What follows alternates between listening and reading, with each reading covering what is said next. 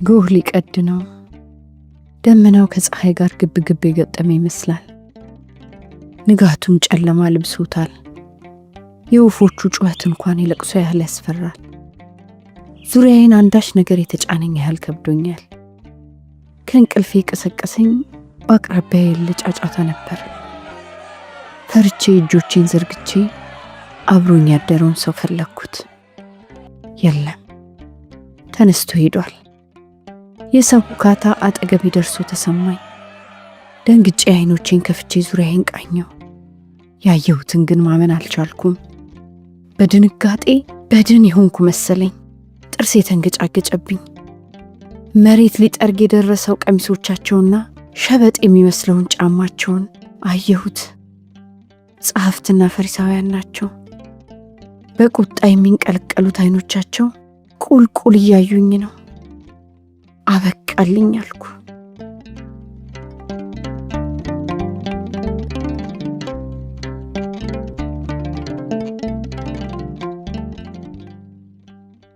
ከተኛሁበት የጎተቱ አውጥተው በመካከላቸው አቆሙ። አንገቴም በሀፍረት ተደፍቷል። ከመካከላቸው አንዱ አንቺ ሴሰኛ፣ የአባታችን የሙሴን ሕግ አላከበርሽምና በድንጋይ ትወገሪያለሽ አለኝ። ድምፁ ያስበረግጋል። ልጅ ሳለሁ ያየኋትን ሴት አስታውሼ አይኖቼ በእንባ ተሞሉ።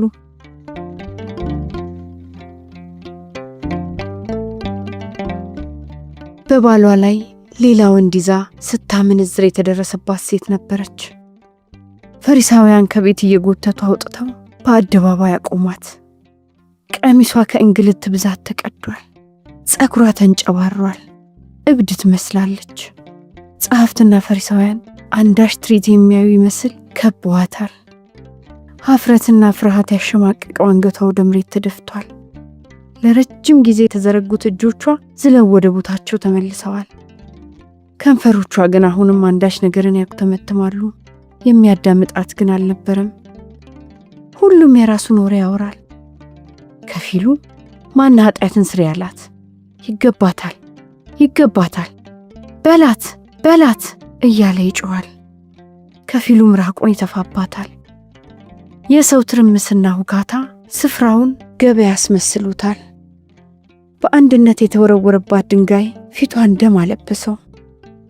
አከታትለው ሲወግሯት ግን እግሮቿ መቆም አልቻሉ። ተዝለፍልፋ በፊት ለፊቷ ተደፋች። ደሟ የሚበልጥ ተንቆረቆረና መሬቱን አራሰው። ይሄኔ የብዙ ሴቶች ጩኸት ድምፅ በአንድነት ተሰማ። ፈሪሳውያን ግን እስትንፋሷ ጸጥ ማለቱን ሲያዩ የሙሴን ሕግ አከበርን ብለው ፊታቸው በደስታ ተሞላ። የእነርሱ ጭካኔና የእርሷ ስቃይ ሳይረሳኝ በአይኖቼ ፊት ተስሎ ቀርቷል። አሁን እኔም በእርሷ ቦታ ቆሜያለሁ። ዝሙት ስፈጽም ማደሬን ፈሪሳውያን አውቀዋል። ፍርዴም የታወቀ ነው፣ በድንጋይ መፈርከስ።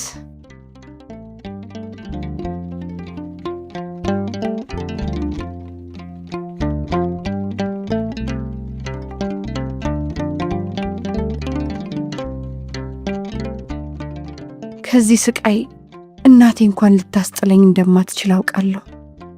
ካቀረቀርኩበት እንደምንም ቀና ብያለሁ። ድንጋዮቹ ከየአቅጣጫቸው መሰብሰብ ጀምረዋል።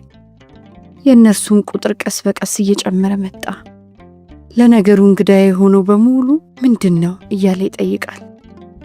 ፈሪሳውያን ከስድብ ጋር አመንዝራ ናት እያሉ ይመልሳሉ። የሚጸየፉኝ አይኖች በረከቱ። ስድባቸው አጥንቴ ድረስ ዘልቆ ተሰማኝ። ጩኸታቸው ጆሮዬን አደንቁሮታል። ነፍሴ ሰላም ሞትን ናፈቀች።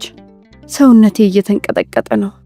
እንባዬ ግድቡን ጥሶ መውረድ ሲጀምር ግን አጠገቤ ከቆሙት ጸሐፎች አንዱ ኃይለኛ ጥፊን አሳረፈብኝ። ያኔ የሚንቀጠቀጡት እግሮቼ ይበልጥ ብር ከያዛቸው። ተንደርድሬ እግራቸው ስር ተደፋሁ። ማሩኝ ባካችሁ፣ ማሩኝ የዛሬን ብቻ በማለት ተማጸንኩ። አትንኪን ሲሉ ጮኹብኝ። አይኖቻቸው በንቀት ተሞልተዋል። እጆቻቸው የመውገሪያውን ድንጋይ ጨብጠዋል። ጭንቅላቴን በድንጋይ ሲበረቀስና ደሜ ሲንዠረገግ ለማየት አይኖቼን ጨፈኑ። ከተንበረከኩበት ጎትተው አንስተው አቆሙኝ። ከኋላ የአንድ ሰው ድምፅ ተሰማኝ። ለምን አንወግራትም? የሙሴን ሕግ እኮ ተላልፋለች ሲል ጮኸ። ሁሉም የሚያወሩት ስለ ሙሴ ሕግ ነው፣ የሚያስተምሩትም እንዲሁ። እንደማይመሩኝ አረጋገጥኩ። ተስፋዬ ከውስጤ በኖ ጠፋ። ቢሆንም ለመጨረሻ ጊዜ ለመንኳቸው። እባካችሁ እባካችሁ አትውገሩኝ፣ ማሩኝ ማሩኝ፣ ስለ እግዚአብሔር ማሩኝ። ከእንባ ጋር አንጋጥጬ እያየሁ ተማጸንኳቸው። በመሃል የብዙ ሰዎች ጭቅጭቅ ተሰማኝ። የልመናዬን ቃል ሰምተው አቤት የሚሉኝ ሰዎች ይኖሩ እንደሆነ ልሰማቸው ጓጓሁ። ዓይኖቼ ምሕረትን ናፍቀዋል። ዙሪያውን ተንከራተትኩ።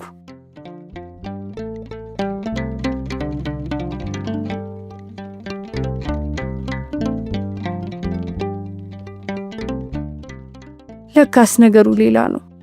ከፊሎቹ ከኢየሱስ ዘንድ እንውሰዳት፣ ስለ እርሷ የሚለውን እንስማ ሲሉ፣ ከፊሎቹ ደግሞ አይሆንም እዚሁ እንውገራት የሚሉ ነበሩ። ከብዙ ደቂቃ ጭቅጭቅ በኋላ ተስማሙ።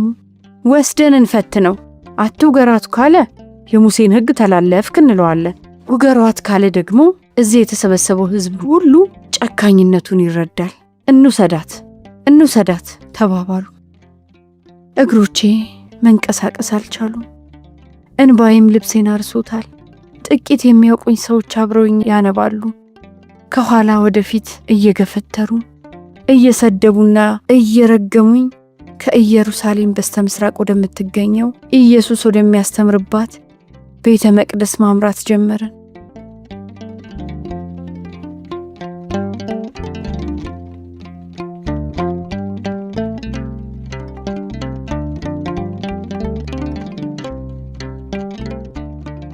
በሕዝቡ መካከል እየጎተቱ አስገብተው በመካከል አቆሙኝ። ልብሴ ተቀዳዷል፣ አንገቴ በኀፍረት ተደፍቷል። ኢየሱስ ማስተማሩን አቁሞ ዝም አለ። ስለ እርሱ ደግነት ብዙ ሰምቻለሁ። ድውያንን መፈወሱን፣ የተራቡትን ማብላቱን፣ ማንንም እንደማይንቅ የነገሩኝ ትውስት አለኝ። ተስፋዬ ብልጭ አለ። ቀና ብዬ ላየው ወደድኩና አንገቴን ቀና ማድረግ ስጀምር ዝሙት አትፈጽሙ፣ ኃጢአትን አትስሩ ይላል ያሉኝን አስታውሼ መልሼ አቀረቀርኩ። የማስበውን ሁሉ የሚያውቅብኝ መሰለኝ።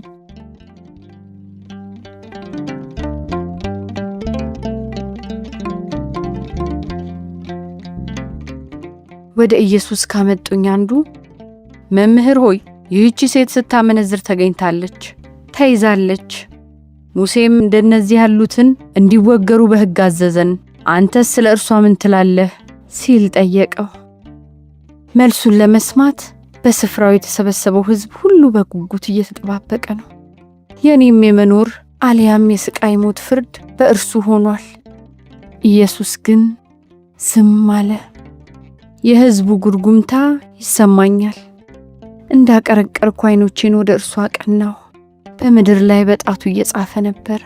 ዝም በማለቱ ከየአቅጣጫው ብዙ ሰው ይጠብቀው ጀመር። የሚጠይቁት ጥያቄ ግን ተመሳሳይ ነበር። መምህር ሆይ ይህቺ ሴት አመንዝራ ናት። ሙሴ እንደዚህች አይነቷን እንድንወግራት አዟል። አንተስ ምን ትላለህ?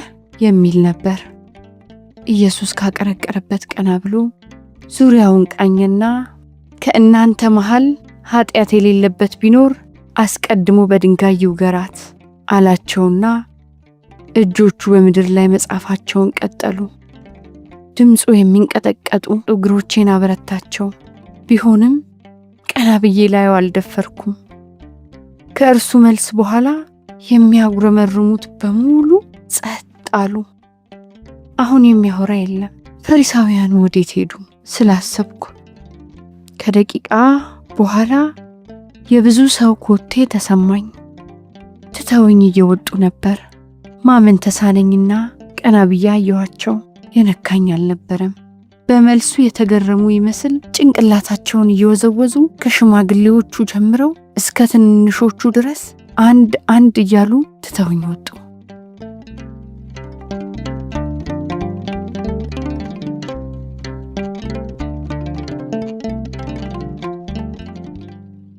ከቆምኩበት አልተንቀሳቀስኩም።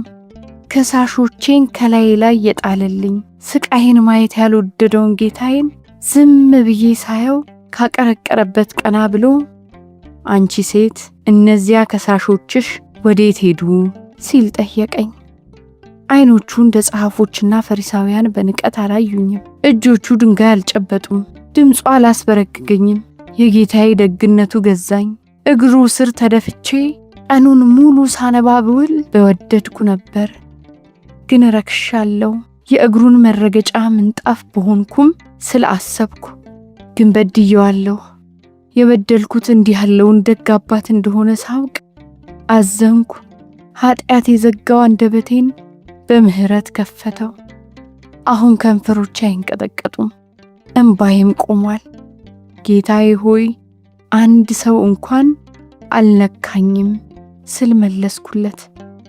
በርህራሄ እየተመለከተኝ እኔም አልፈርድብሽም፣ ሂጂ ደግመሽ ግን ኃጢአትን አትስሪ አለኝ።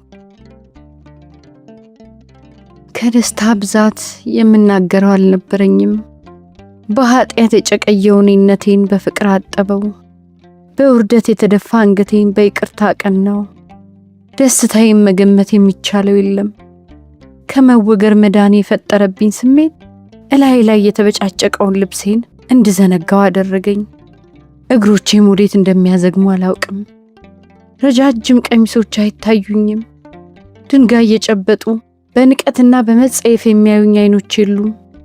የስቃይ ሞቴም በጌታዬ ተወግዷል። ከቤተ መቅደሱ ወጥቼ በወይራ ዛፎቹ መሃል ቁልቁል ስወርድ ግን ጸጸት የቆመ እንባዬን ከእግሮቼ ጋር ቁልቁል ሰደው ስላለፈው ኃጢአት ያስለቀሰኝ። በደሌን ሳያይ ይቅር ያለኝ ጌታ ፍቅሩ አንበረከከኝ።